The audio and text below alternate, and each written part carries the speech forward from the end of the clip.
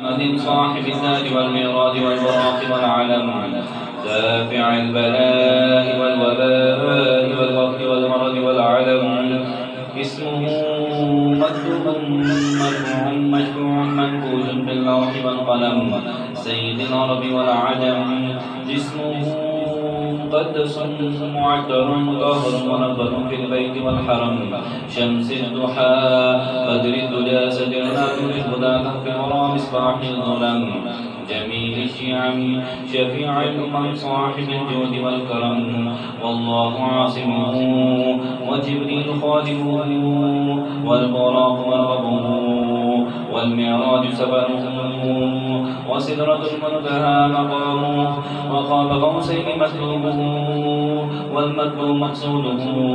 والمقصود موجوده سيد المرسلين خاتم النبيين شفيع المذنبين أنيس الغريبين رحمة للعالمين راحة العاشقين مراد المشتاقين شمس العارفين سراج السالكين مصباح المقربين محب الفقراء والغرباء والمساكين سيد الثقلين